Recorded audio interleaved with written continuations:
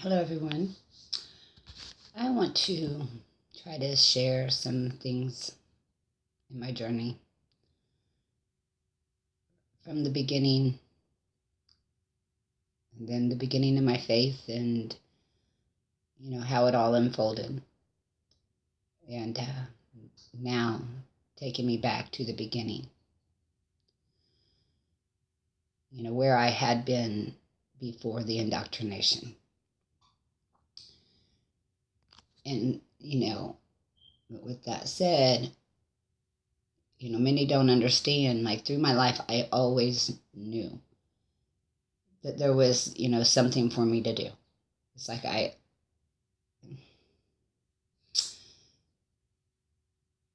there was I understand now, there was a greater plan that man has not understood.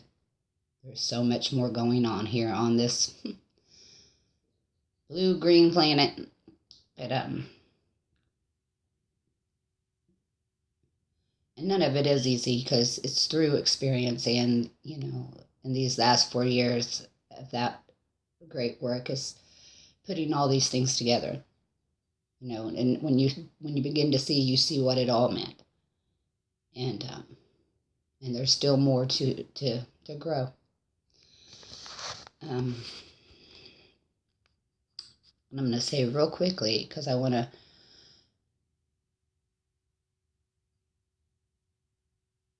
see, because you don't understand any of this as you're going. It's not till the end. Kind of like they love not their life until the end. So all these things you chalk up to coincidence, but like I said, I've always known. Even though when I chalk things in my life up to coincidence, I always knew it probably wasn't coincidence. And I always knew that, but I put it off. If whoever I am,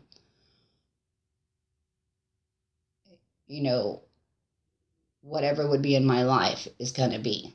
It's like, this is what, led, throughout my life. I just held to certain things, and this faith that was in me for as long as I can remember.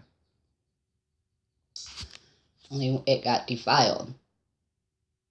But certain things I held on to. But I'm going to just try to go real quickly. Because as a child, I don't have many memories.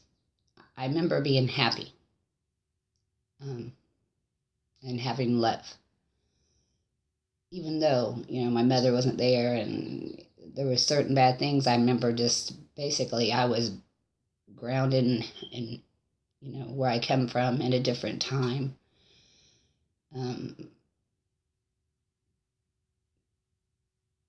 Just the essence and the memory of love and happiness, a joy that's very seldom seen now. It's innocence. It's through the eyes of innocence, I guess. And I never fit in. I just want to say that I was hurt, even through that, even through my teenage years and grade school years, and I was hurt by other children every day. There wasn't a day that I wasn't made to just cry and bawl my eyes out, and just, and the only one I ever had was the Jesus of my understanding. And it's so hard to look back to how much I really, spoke with them, and it wasn't, nothing had contaminated me at that point. It was just, it was just my faith, my heart. I had this communion. And I'm saying this because and now I'm going, only in understanding, realizing that what I had from the beginning was all that ever mattered. And that's why that same thing that I had from the beginning is what got me through my whole life, holding on to that I had known. But only now being made to see the truth of all these things, and, but,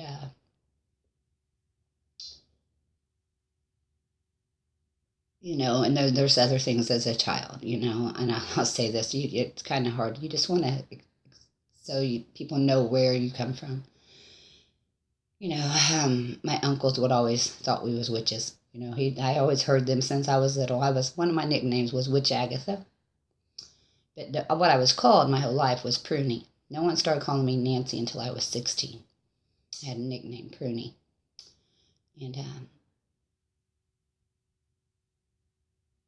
but there was, always tales of, and I think, I don't know what my uncles really, I came to a point, if we are some kind of, I didn't want nothing if it wasn't from God. And I didn't understand things then, but even through my life, and when I got older and married into religion, and they was talking about curses and family curses, and, in your mind, you don't know nothing, and you're thinking, is this what my uncles are talking about? Is it, because, because they would say, I remember my uncles fighting over who was stronger, my Aunt Vicky or my mother. Who's the stronger witch, and they would practice. And I don't know where my uncles got this, just that I don't know where it ever originally came from. But I know that, if I had a gift, then or anything I didn't want if it wasn't of God. And whatever I was, I said, that is who I am, and that is, I will know one day, and,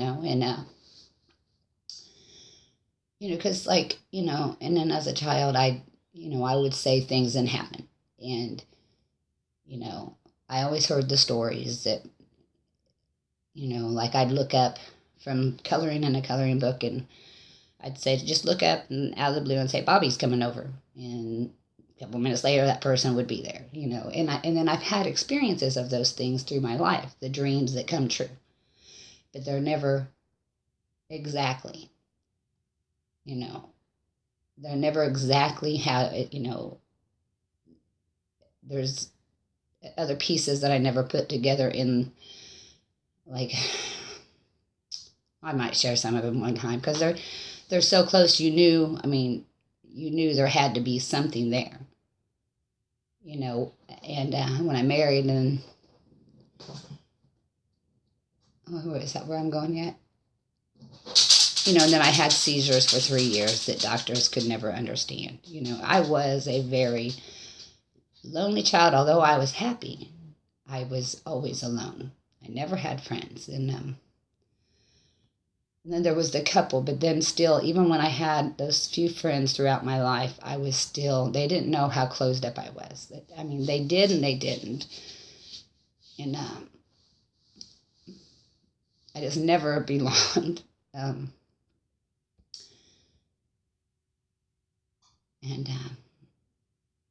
I was hurt all the time. If I saw someone else getting hurt, I was hurt,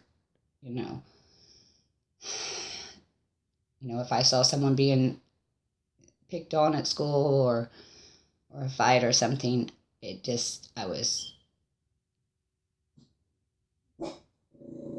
someone was, put down or something, I would feel the shame. And I know that's the heart that was in me and is in me, but that heart got through my life that, the world hardens it. I remember the day when I finally, years later, where I made a vow to myself and the God of my understanding that time, I'm not crying no more. I was somewhere in my early 20s when I said that. I was going to be strong. I'm not going to, be weak anymore. And that's really when I think I started getting hard.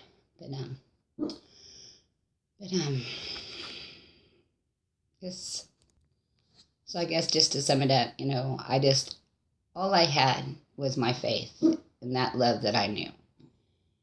And things through my life that I didn't understand, I just, I didn't dwell on. I didn't, when my uncles talked about, my Uncle Dennis would say, I remember when, Booger, shh, shh, shh. I remember when,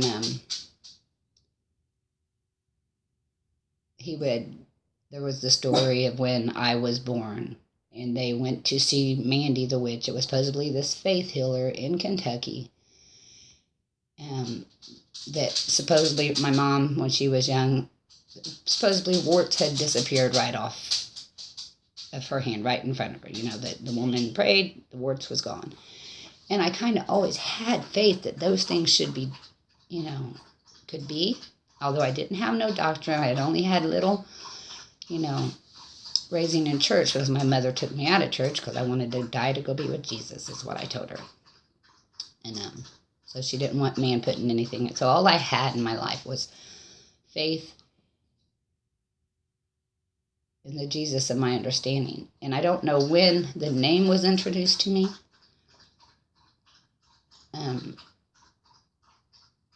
Because now I understand more of what's been done through all of it. But I didn't then. It's only now I'm seeing. But there's certain things that troubled me. I was first baptized, how old was I? Was I 7 or 8? And I can remember the preacher that came, and I can remember how happy I was that day. I can remember sitting on the table, and he wanted me to know. I don't remember what he told me. I've always wanted to find him, but he could be dead by now, passed on. But because there was this real connection with me. I remember being little, and me and this preacher was really connected when he came to tell me, he wanted to tell me, so maybe I don't understand it, and my subconscious carried whatever that conversation between me and that preacher.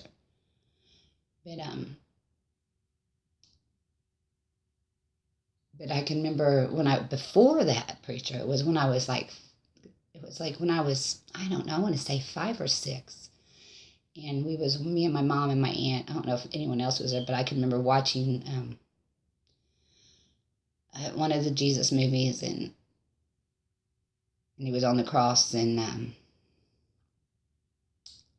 they, whatever they was doing with him, and I can remember asking my mom, why'd they do that to that man? I remember my heart broke, and whatever my mother told me, I don't know exactly what she told me, but, I went off to the bathroom, and I guess I got lost, so my mom and my aunt had to come knock on the door. I guess they realized I was gone a while, and that they found, when she opened the door, I guess I had been sitting there, I was bawling my eyes out on the toilet, and they asked me what's wrong, and I'm saying, why'd they do that to that man? Why'd they do that to that man? So that's one of the only memories I have. It's just, but I'm just telling you this because this is that genuine faith I had. Like that ye had knew the from a child you knew the scriptures, and I don't remember how exactly it goes, but that's the one that comes to your mind. But that from a child you knew the scriptures that would of life, or that would give you life, or so I know it's bugger. No, it's too early for that. So it was then that's when that bond, and because that, and it's like throughout my whole life, even through teenagers, that's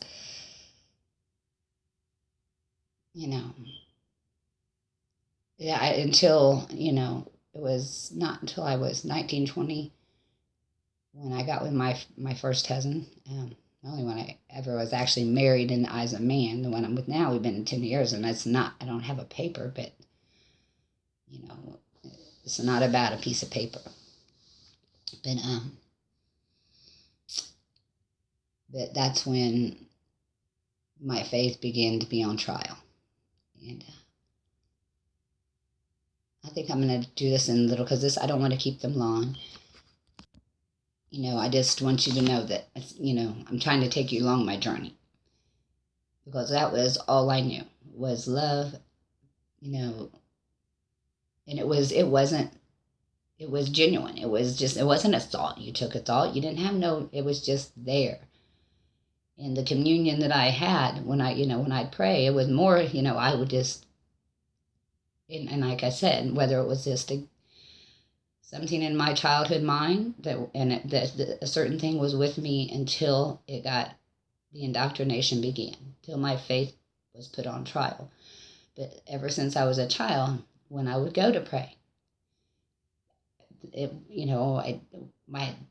whether in my mind or whether this was just something genuine, which I'm more leaning, it probably was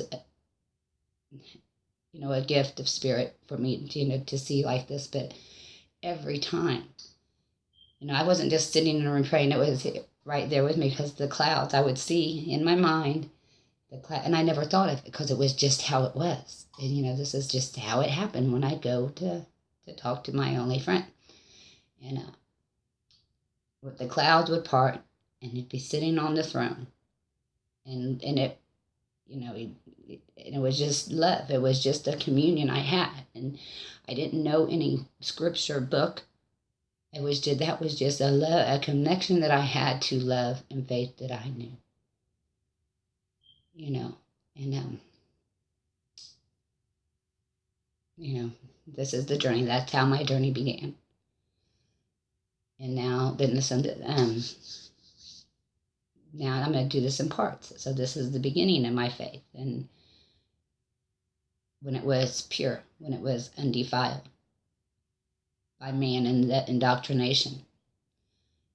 Although I know I had to go through these things, I had to come to see. But see, the thing was, what I had from the beginning. And I don't know if everyone starts with that kind of faith, but I know that with me, I know that was part of what I had to begin with that faith. So I'd always have something to weigh everything with that love and faith that I knew. And knowing now that everything in my life has come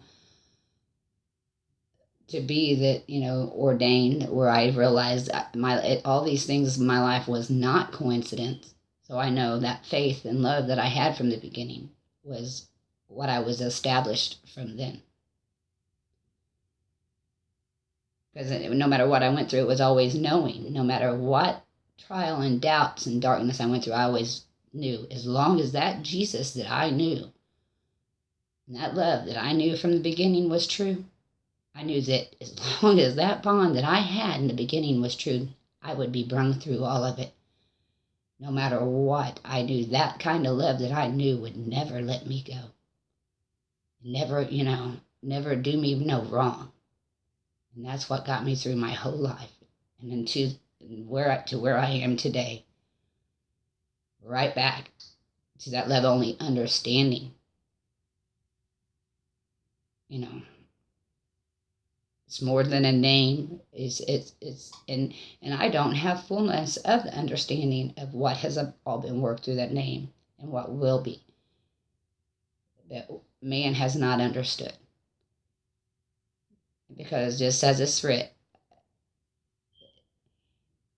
the world cannot know. It has to be only that is sown in love.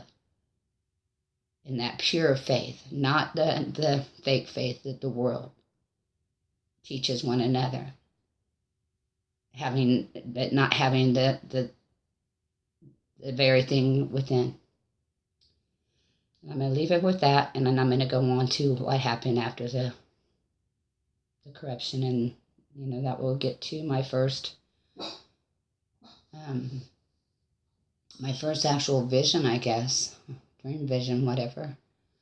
All right, I love you all. Many blessings. I'm working up to where I'm at. Bye for now.